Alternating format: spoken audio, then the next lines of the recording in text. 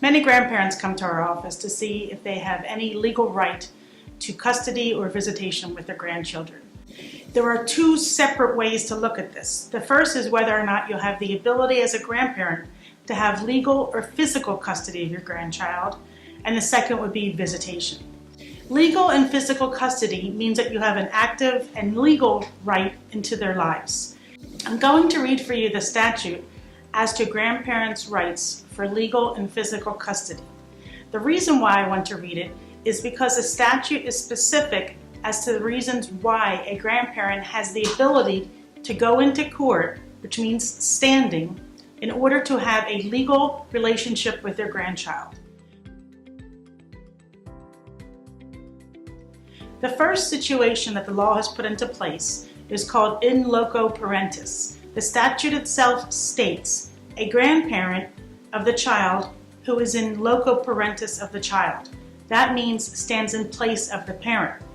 The statute goes on to state that for a grandparent who is not in loco parentis, they still have the right to have legal and physical custody of the child, but only as certain circumstances exist.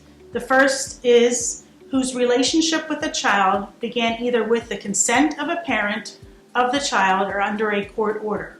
What that means is that the grandparents have a legal right to go into court if they already have a court order or if they have a relationship with the child because of the consent of one of the parents.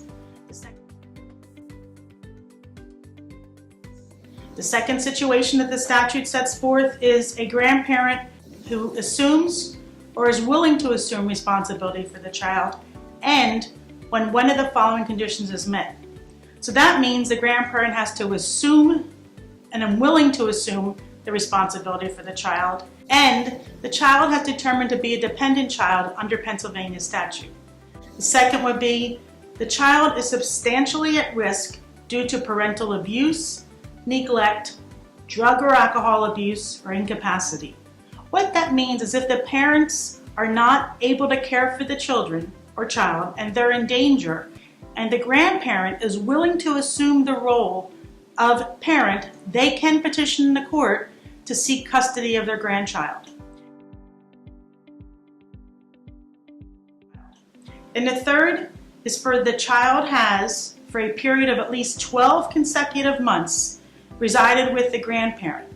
That means if the child has lived with the grandparent for 12 months and you file a petition to seek custody within 6 months after the child has been removed, you'll have the legal ability to go into court to seek custody.